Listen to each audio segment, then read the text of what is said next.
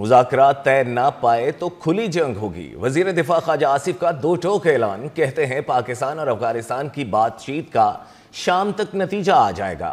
Security forces دہشت گردوں سے لڑ رہی ہیں۔ شہداء کے باعث ہماری سرحدیں محفوظ ہیں، ہم نے 40 سال افغانوں کی مہمان نوازی کی، اب جو بھی پاکستان آئے گا ویزا لے کر آئے گا۔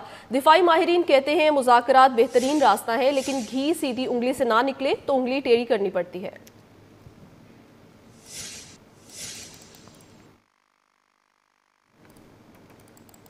مذاکرات طے نہ پائے تو کھلی جنگ ہوگی۔ وزیر دفاع خواجہ آصف کا دو ٹوک اعلان، کہتے ہیں پاکستان اور افغانستان کی بات چیت کا نتیجہ آ چکا ہے، سیکیورٹی فورسز دہشت گردوں سے لڑ رہی ہیں۔ مذاکرات سے معاملہ طے نہ پائے تو کھلی جنگ ہوگی۔ وزیر دفاع خواجہ آصف نے دو ٹوک پیغام دے دیا۔ میڈیا سے گفتگو میں کہا 40 سال مہمان نوازی کی، اب جو افغان باشندہ پاکستان آئے گا ویزا لے کر ہی آئے گا۔ وزیر دفاع نے کہا افغان بھارتی پراکسی کے طور پر کام کر رہے ہیں، سیکیورٹی فورسز پراکسیز اور ان کے آقاؤں کا مقابلہ کر رہی ہیں۔ شہدائے وطن کے باعث ملک کی سرحدیں محفوظ ہیں۔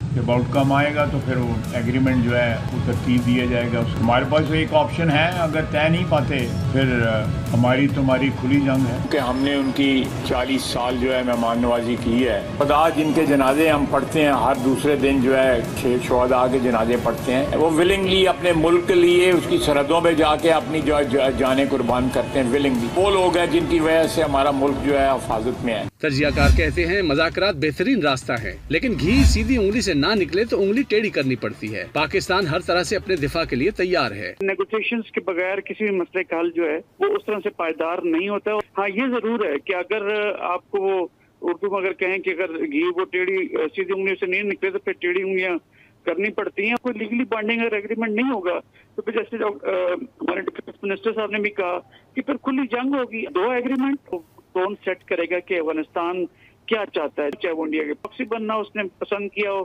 چاہے وہ کرائے کے قاتل بننا چاہتے ہوں یا ٹیررزم کو ہوا دینا چاہتے ہوں۔